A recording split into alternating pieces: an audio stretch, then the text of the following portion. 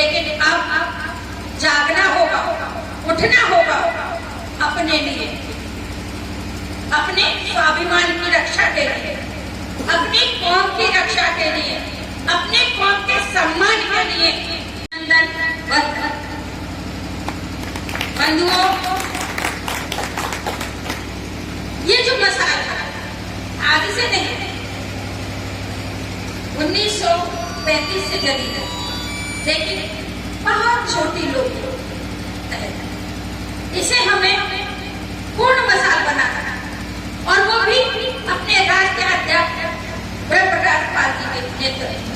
बंधुओं, अभी तक चाहे जैसे होता था काम, चाहे जैसे आप सो रहे थे, लेकिन अब जागना होगा, उठना होगा अपने लिए, अपने स्वाभिमान की रक्षा के लिए, अपनी कौम की रक्षा के लिए, अपने कौम के सम्मान के लिए। हम सब उठना होगा, जागना होगा, संगठन का कार्य करना होगा, लोगों को संगठित करना होगा। ये 4-5 जिलों के लोग बहुत जल्दी ही प्रोग्राम बना था। 2 दिन में जितने भी भाइयों ने सूचना दे पाए थे उतनी दे, लेकिन अब आपको ये मुहिम के तहत काम करना पड़ेगा। जिले से, मंडल से, तहसील से, न्याय पंचायत से तक काम करना पड़ेगा, ब्लॉक तक काम करना पड़ेगा। अगर हम छोटी इकाई से काम करेंगे तो वहाँ 4-5 गांव आते हैं और बड़े ही आराम से हम हफ्ते में 1 दिन, महीने में 2 दिन या 3 दिन अगर 2 घंटे के लिए अपने स्वाभिमान की रक्षा के लिए काम कर ले तो उसमें कोई गुनाह नहीं है, उसमें कोई घाटा नहीं है। आप अपनी कैपेसिटी, अपनी कैपेसिटी के अनुसार, ये नहीं है पद थोप दिया गया, जिलाध्यक्ष बना दिया गया, चाहे वो काम करे या ना करे।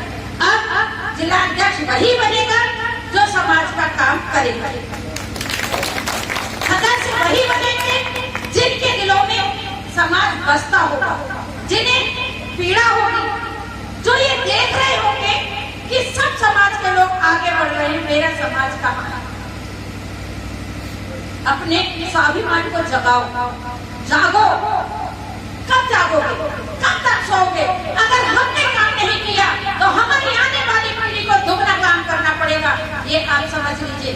और जो समाज अपना इतिहास नहीं जानता, कहाँ राजा महाराजा हुआ करते थे, एक छत्रराज चलता था, कहाँ गया वो जोश, कहाँ गया वो खून, कहाँ सो गए और क्यों सो गए हम? इतनी सुस्त अवस्था में कैसे आ गए? इस पर विचार करना होगा, अपने इतिहास को पढ़ना होगा। और आज इतिहास पढ़ने के लिए कहीं जाने की जरूरत नहीं है, आप पे मोबाइल है, गूगल पे डालिए, पाल समाज का इतिहास आपके सामने होगा। आप पढ़िए, अपने खून को गर्म करिए और खोई हुई शक्ति को वापस तभी मिलेगी जब हम जाग जाएंगे और हम एकजुट हो जाएंगे, संगठित हो जाएंगे।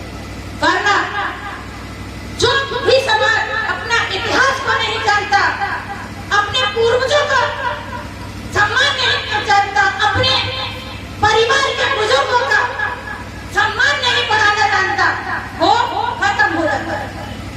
और मेरा समाज उसी कगार की तरफ चल रहा है, क्योंकि ना उन्हें पता हमारे कितने राजा हुआ करते थे, ना उन्हें पता पितामह ने कितने काम किए हैं। ये सारे, चाहे वो बनारस के घाट हो, मंदिर हो, चाहे वो इलाहाबाद के घाट हो, चाहे वो हरिद्वार के घाट हो, चाहे सोमनाथ के हो, केदारनाथ, बद्रीनाथ के हो, जहाँ से आज बड़ी संख्या में बहुत सारे परिवार पल रहे हैं। और मेरा समाज अगर जाता है तो दंडवत करता है उन्हें। अरे हम उस लोक माता अहिल्याबाई के वंशज हैं जिन्होंने सनातन की रक्षा की है। हम लोक माता अहिल्याबाई के वंशज हैं जिन्होंने एक महिला होने के बाद भी मुगलों से सामना किया और मुगलों के ही शासन में सारे मंदिरों का निर्माण किया, सारे घाटों का निर्माण किया, बावड़ियों का निर्माण किया, धर्मशालाओं का निर्माण किया और निष्पाप भाव से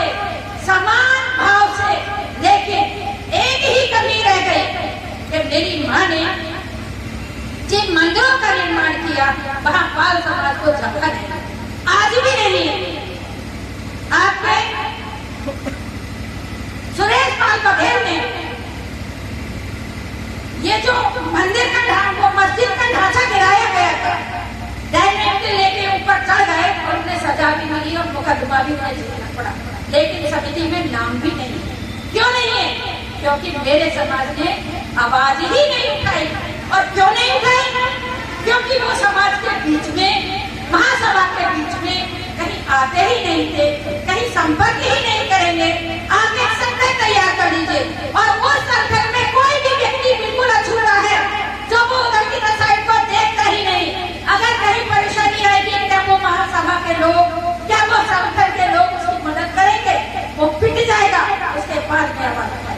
क्यों ऐसी नौबत आ जाती है कि मेरे समाज का हर जिले में शोषण होता है, मेरे समाज को संख्या के आधार पर कहीं भी सम्मान नहीं मिलता?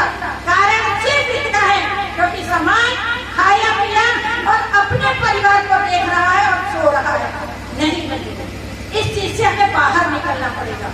ये सब जो मंच में बैठे हैं, या मैं भी आगे के लिए अच्छी हूँ, कुछ अलग नहीं है। ईश्वर ने एक जैसा भेजा है, लेकिन कहीं ना कहीं सोच में अंतर है। अगर आप अपनी सोच बदल लेंगे तो बहुत दूर नहीं, क्योंकि आप वहां से उठ के यहाँ बैठेंगे, लेकिन उसके लिए आपको काम करना पड़ेगा। आपको अपने दिल में अपने समाज को रखना पड़ेगा। आपको अपने स्वाभिमान की रक्षा के लिए आगे बढ़ना पड़ेगा।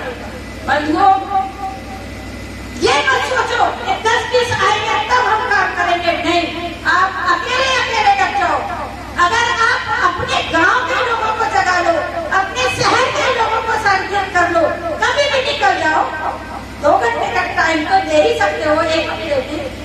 2 घंटे के लिए निकल जाओ, अपने आसपास के क्षेत्र में निकल जाओ, लोगों को संगठित कर लो। बहुत सारे लोग हैं जो अलग पार्टियों में काम कर रहे हैं, चाहे वो बीजेपी में हो, सापा में हो, बसपा में हो,